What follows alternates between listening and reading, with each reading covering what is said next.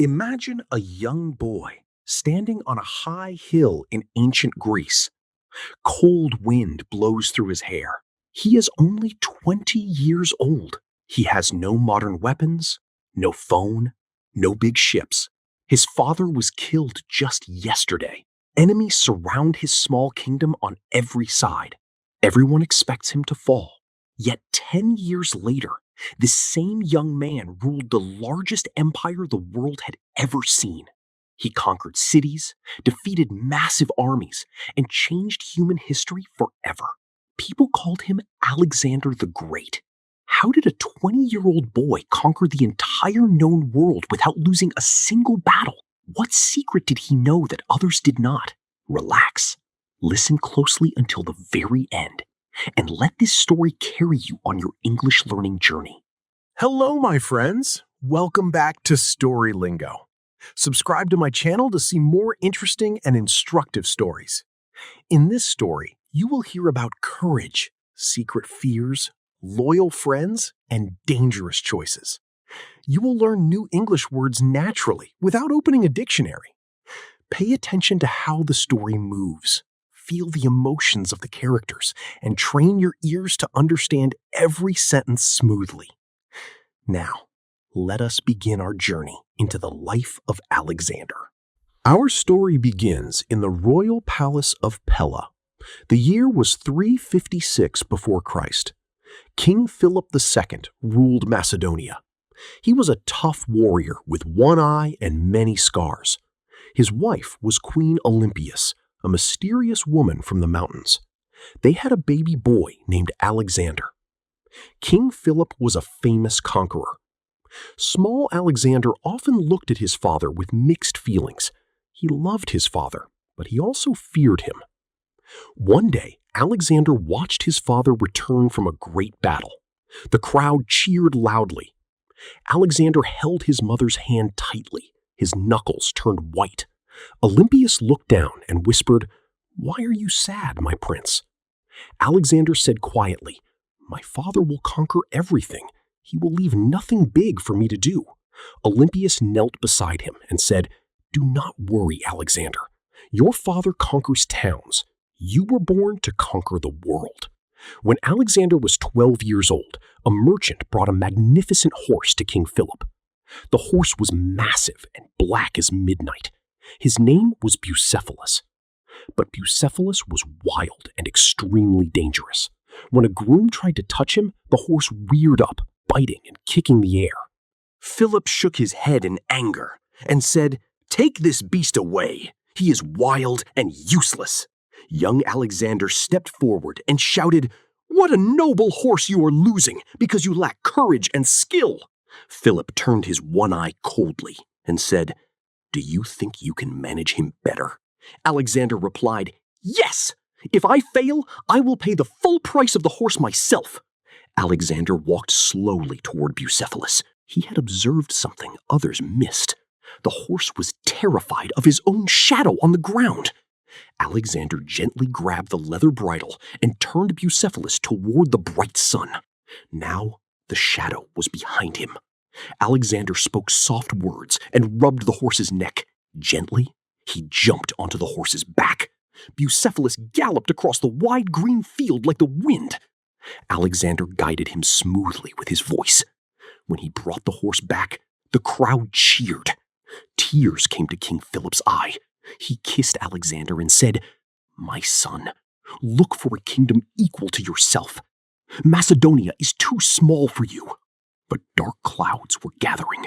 King Philip wanted Alexander to have the best teacher in the world. He invited Aristotle, the famous philosopher. For 3 years, Aristotle taught Alexander science, medicine, and poetry. Aristotle gave Alexander Homer's Iliad, a story about the Trojan War. Alexander read it every night, placing it under his pillow next to a sharp dagger. Aristotle told him, "A king must rule with his mind, not just his sword. A tyrant uses force, but a true king uses wisdom." When Alexander was 16, King Philip marched away to war, leaving young Alexander in charge of Macedonia. Suddenly, a fierce mountain tribe rebelled in the north. They thought Macedonia was weak. Alexander did not panic. He gathered his soldiers, rode into the mountains, defeated the rebels, and renamed their town Alexandropolis. When Philip returned, he was proud, but tension grew between them. At a royal feast, Philip's new father-in-law insulted Alexander's mother. Alexander stood up, threw his silver cup at the man's face, and shouted, "Am I a bastard?" Philip drew his sword to attack Alexander, but he was drunk and stumbled over a stool, falling heavily to the floor. Alexander looked down and said, "Look, here is a man preparing to conquer Asia, but he cannot walk from one table to another." Alexander left the palace with his mother. Months later, Philip called Alexander back for a festival in the ancient city of Aegi. Thousands of guests filled the large theater. King Philip walked inside wearing a white robe. Suddenly, a royal guard named Pausanias ran out from the shadows and plunged a long dagger into Philip's ribs. Philip collapsed and died in seconds. At 20 years old, Alexander stood in the blood-stained theater. His father was dead. The kingdom was in chaos. Surrounding Greek cities prepared their armies to crush Macedonia. Who would save the kingdom? News of Philip's death spread across Europe. In Athens and Thebes, politicians prepared for war. Alexander's generals whispered, "My king, we are surrounded. Give up Greece for now. Use gold to bribe the rebels." Alexander looked at them with burning eyes and said, "If I show weakness today, everyone will attack tomorrow. We march." In less than 2 weeks, Alexander marched his army south into Greece. When the rebellious city saw Alexander outside their gates with thousands of armored soldiers, their courage melted away. They opened their gates and declared him commander-in-chief. In 334 before Christ, 22-year-old Alexander crossed into Asia with 35,000 soldiers. He threw his spear into the soil and shouted, "I accept Asia from the gods, won by the spear." Alexander marched to the city of Gordium. In an ancient temple stood a chariot tied with a thick, complicated knot. A famous prophecy said, "Whoever unties the Gordian knot will become master of all Asia." For hundreds of years, famous kings and wise men had tried and failed. Alexander examined the thick knot closely. Sweat dripped down his forehead. The crowd watched nervously. If he failed, his soldiers would lose faith.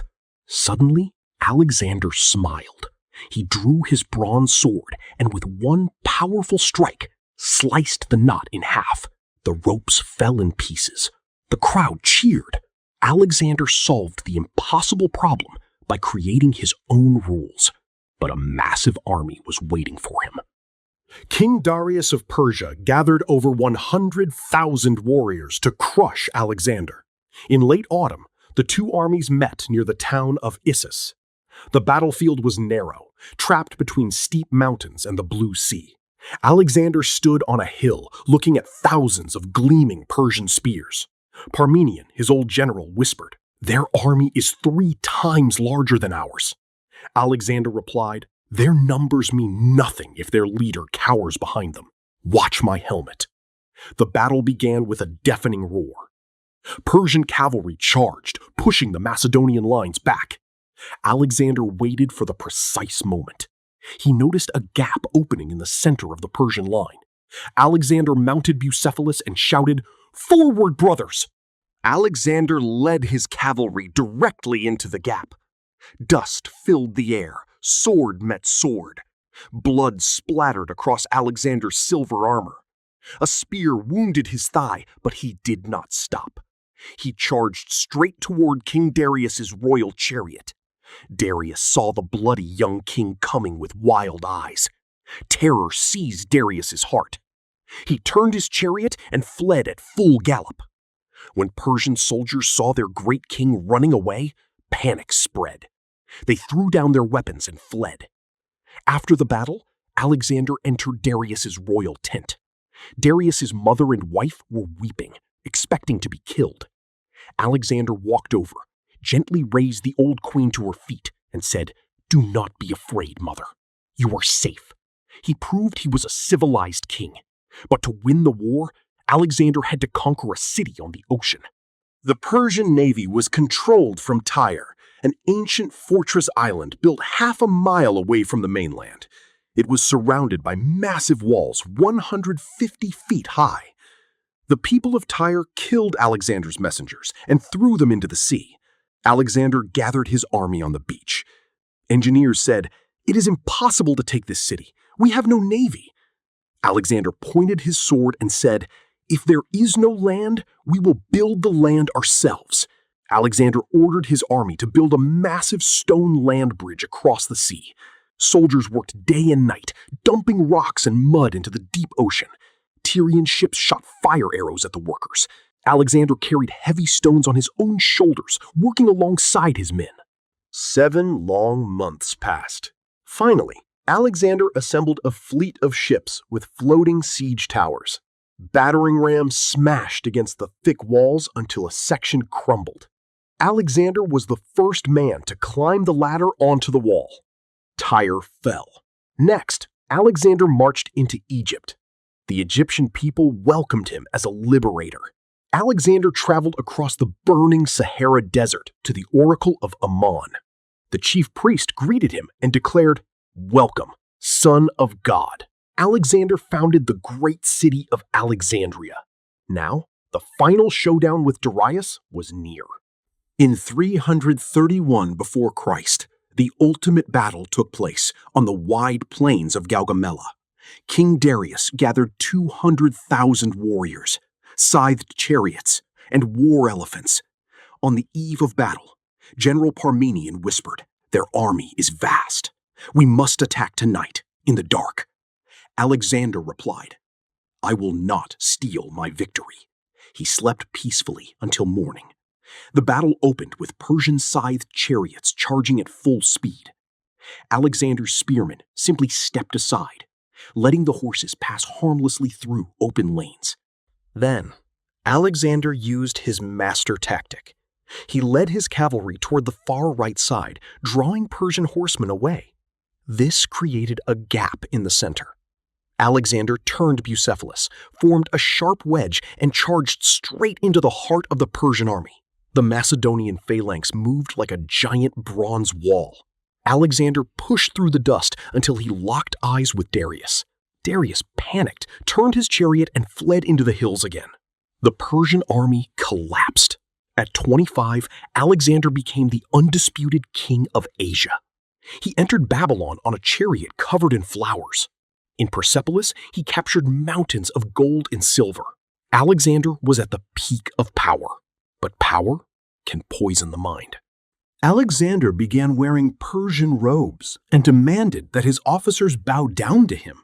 His generals grew bitter, whispering, "He is turning into a tyrant." Paranoia filled Alexander's mind. During a loud feast in Mariconda, Clitus the Black, the brave officer who saved Alexander's life, got drunk and shouted, "Your glory belongs to your father's soldiers." In a fit of wild rage, Alexander grabbed a spear and thrust it through Clitus's chest. Clitus fell dead. When the alcohol cleared, Alexander realized what he had done. He tried to fall on his own spear, but bodyguards stopped him. He wept in his tent for 3 days. Driven by restless ambition, Alexander marched into India in 326 before Christ. At the Hydaspes River, he fought King Porus and his 200 war elephants during a torrential storm. Alexander won, but Bucephalus was fatally wounded. The faithful horse collapsed and died in Alexander's arms. Alexander wept for his oldest friend. Alexander wanted to march further east to the edge of the world, but at the Hyphasis River, his soldiers refused to go on. They wept and said, "Our armor is rusted, our boots destroyed. Lead us home." Alexander realized he could not force them. He said softly, "You have won." We turned back, but the journey home was a deadly nightmare. Alexander led his army through the Gedrosian Desert, a wasteland of burning sand and blistering heat. Men died of thirst by the thousands. One afternoon, soldiers found a small puddle of water and brought it to Alexander in a helmet. Alexander looked at his suffering men, thanked them, and poured the precious water onto the hot sand. He said, "I will not drink alone." His men cheered his supreme leadership. When they reached Babylon, tragedy struck. Alexander's closest friend, Hephaestion, died of a sudden fever. Alexander was inconsolable. In May of 323 before Christ, Alexander caught a violent fever. Day after day, his temperature rose.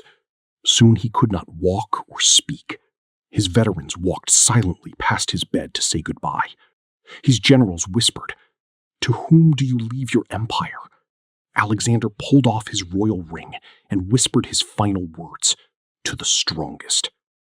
On June 11th, 323 before Christ, Alexander the Great died. He was only 32 years old. He had conquered the known world and never lost a single battle. After Alexander's death, his generals fought brutal wars, tearing his empire into pieces. But Alexander's true conquest was bringing cultures together. He built over 70 cities, connected continents, and allowed knowledge to flourish. He proved that a young person with a clear dream and courage can overcome impossible obstacles. Remember young Alexander turning Bucephalus toward the sun. Do not look at the scary shadow. Turn your face toward the light. Trust yourself and keep moving forward on your journey. Thank you for listening today, my wonderful friends. What was your favorite part of Alexander's life? Was it taming Bucephalus or the Gordian Knot? Write your answer in the comments below. Please like and subscribe to StoryLingo for more peaceful stories. Check out another interesting stories too. Keep listening, keep practicing, and believe in yourself. See you in the next story.